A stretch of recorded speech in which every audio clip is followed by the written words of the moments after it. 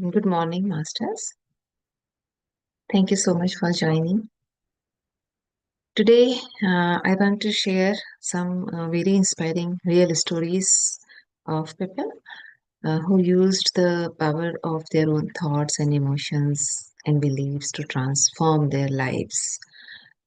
So, this is from chapter 10 of this book.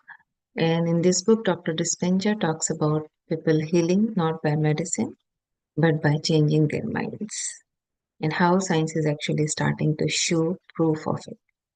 So, in this chapter, if you read the physical book, there are pictures of a brain scans, the story we are talking about here. So, first story is John's story. John's life changed forever in 2006 when he got in devastating car accident, and his vehicle got out of control, rolled at very high speed, and when the dust settled, John had suffered a severe spinal cord injury. He broke his neck at two critical points and also sustained a major head injury. Of course, the diagnosis was very grim. The doctors told John and his family there was no hope. They said, "You need to accept that he will never walk again.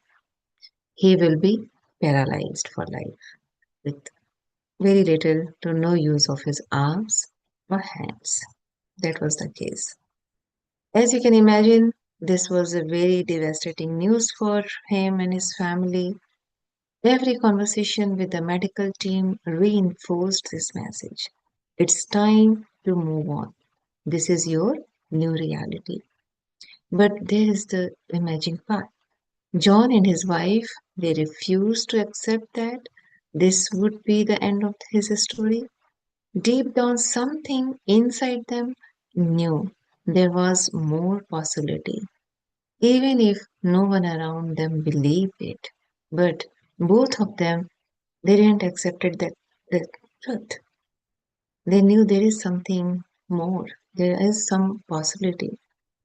And in 2009, 3 years after the accident, John met Dr. Dispenza.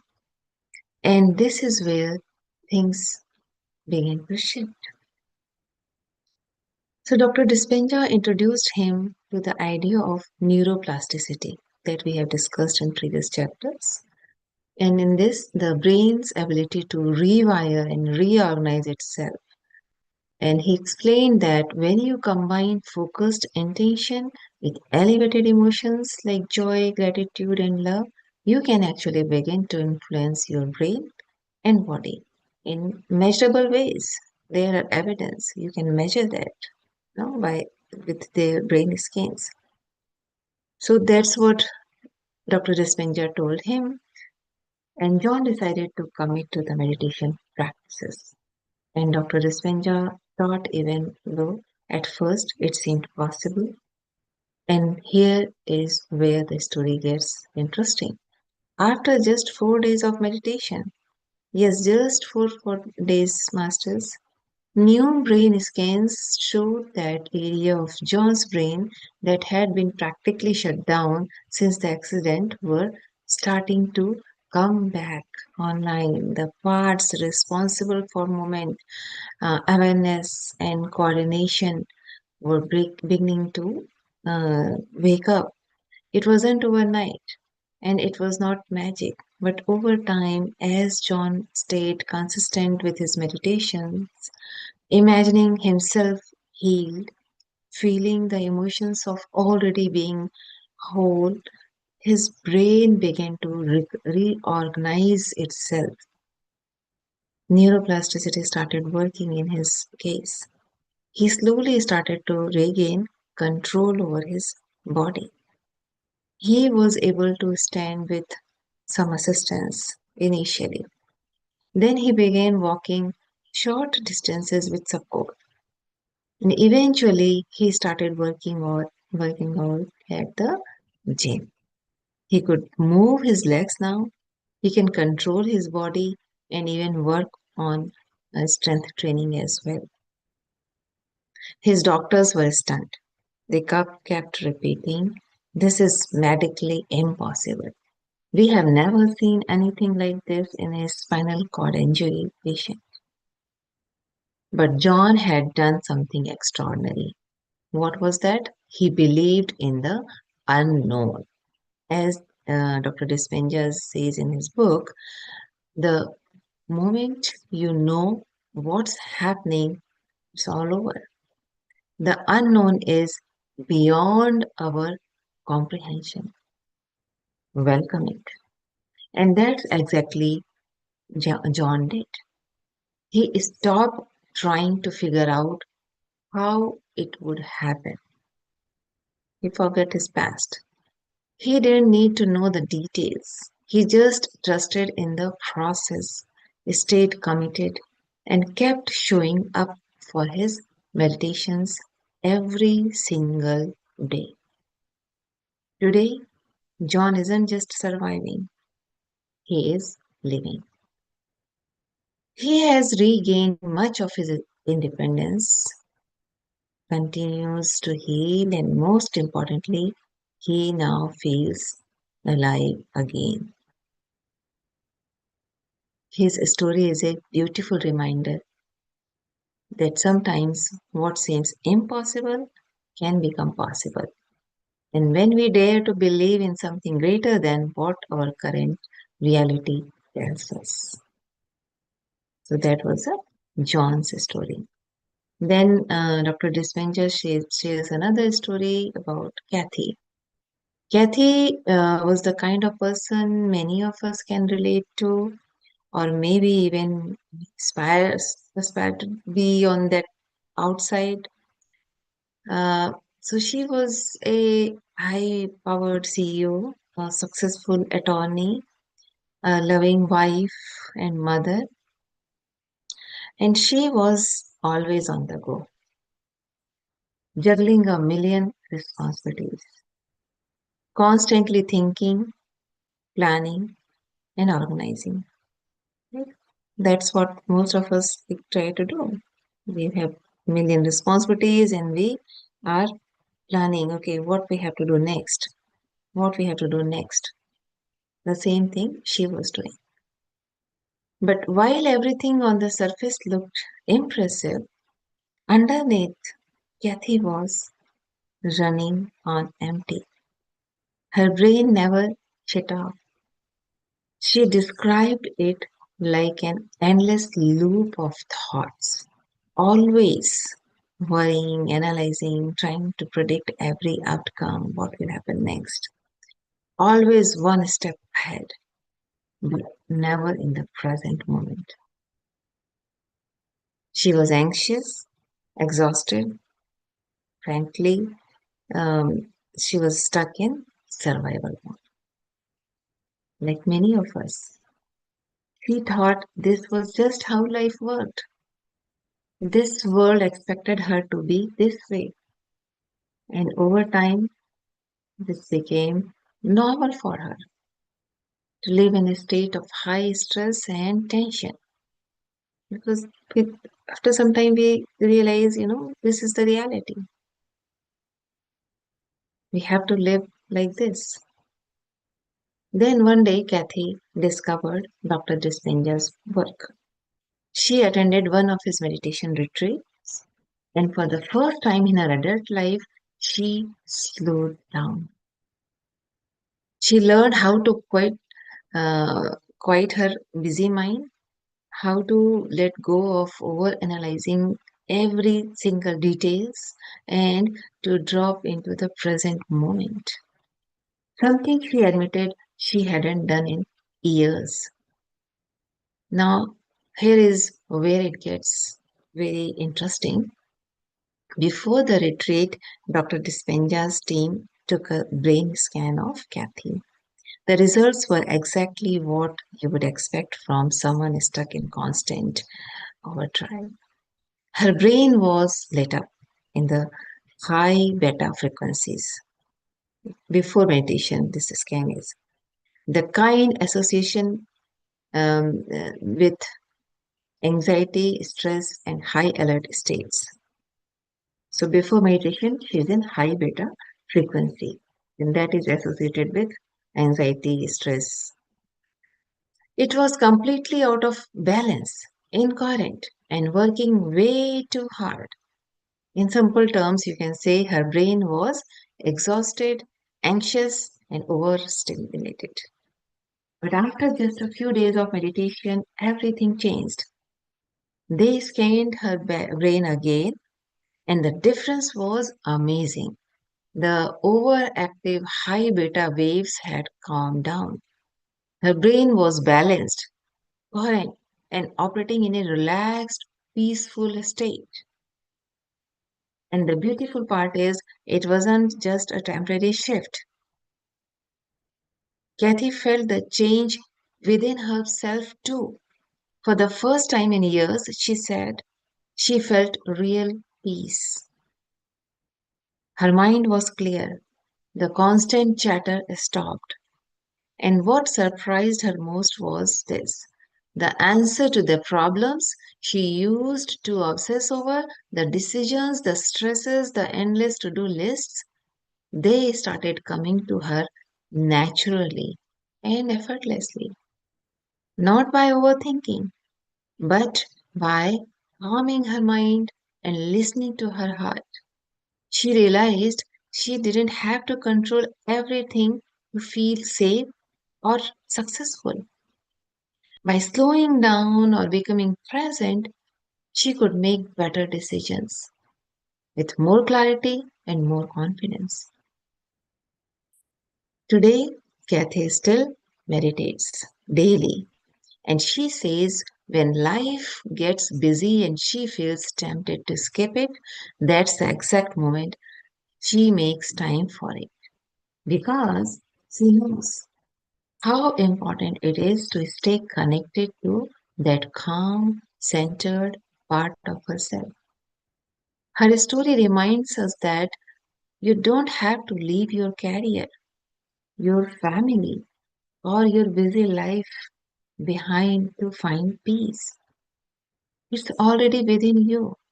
You can find it even though when you're working and you're taking care of your family.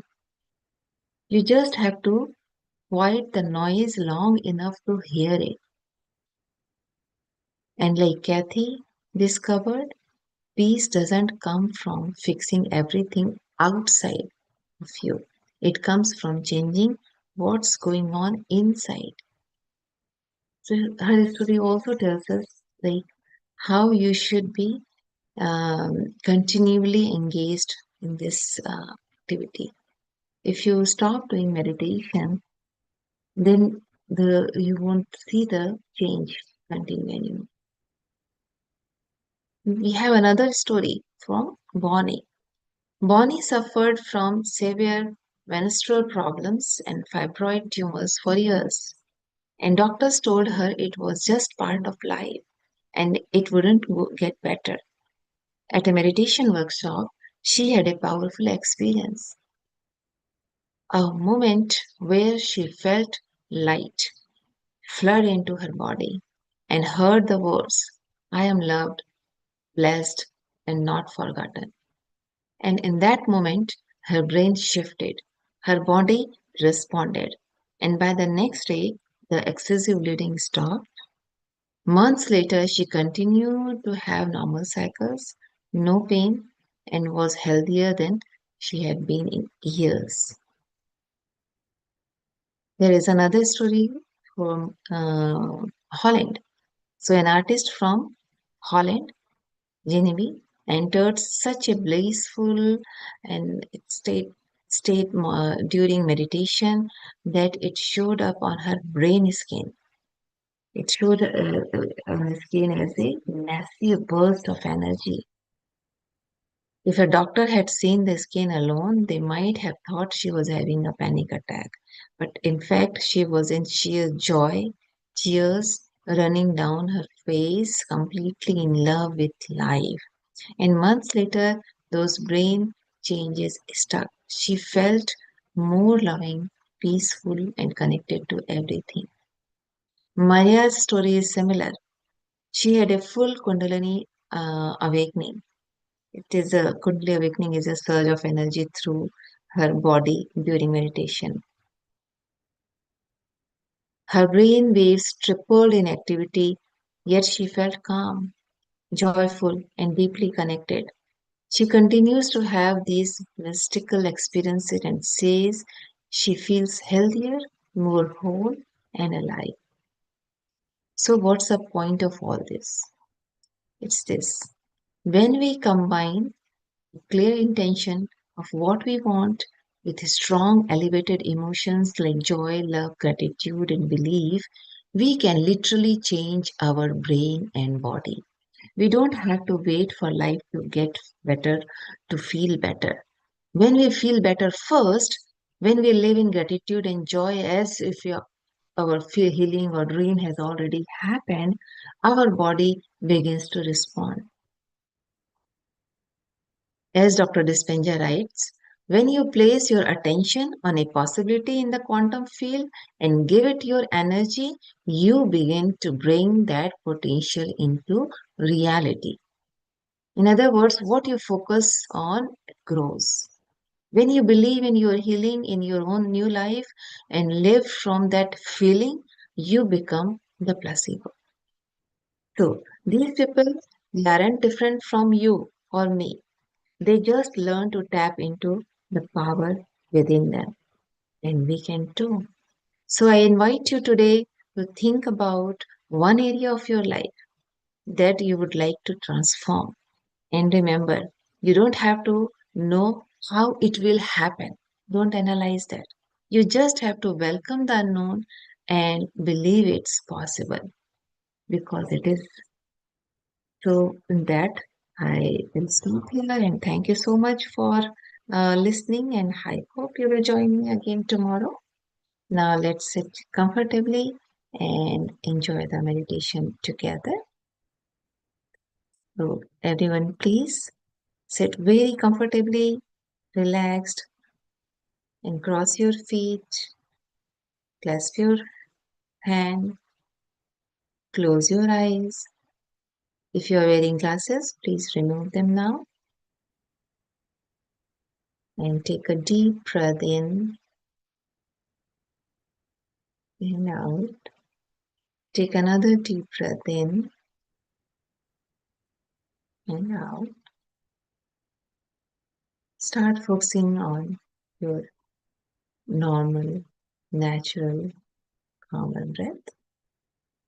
Be with your breath, masters. Be with your breath. Thoughts will come and go. You don't need to analyze them. It's natural. Masters,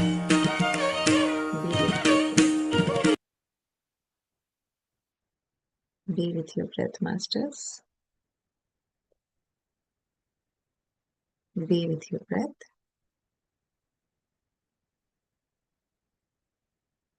Be with your breath, masters.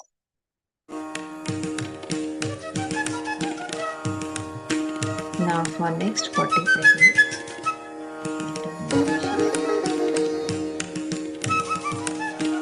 Be with your breath, masters. Be with your breath. Be with your breath.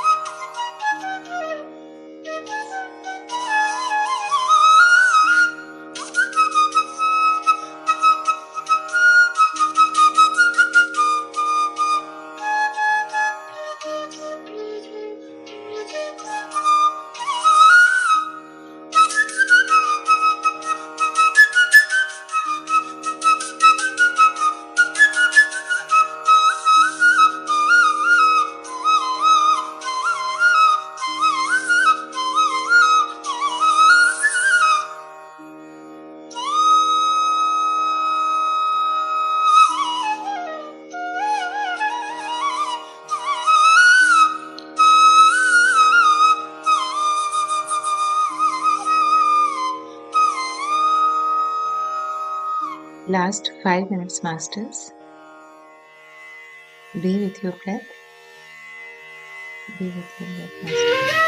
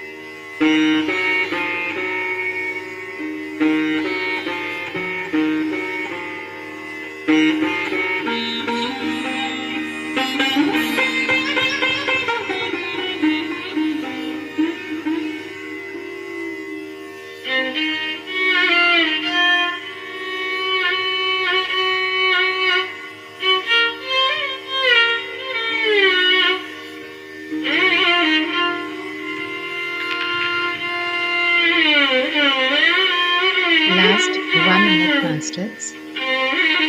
Be with your breath.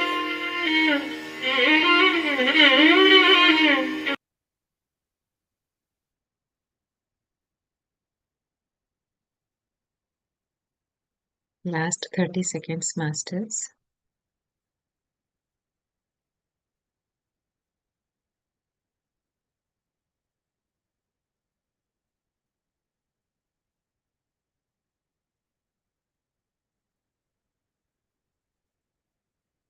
10, 9, 8, 7, 6, 5, 4, 3, 2, 1.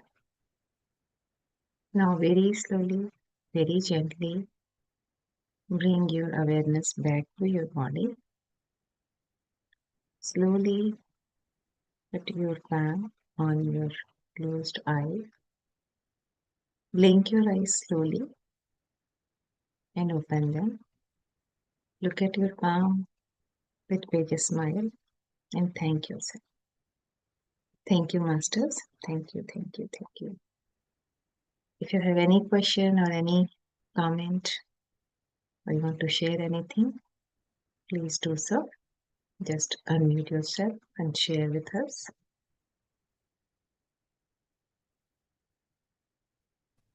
Thank you, ma'am. Thank you. See you all tomorrow. Have a good day, everyone. Thank you.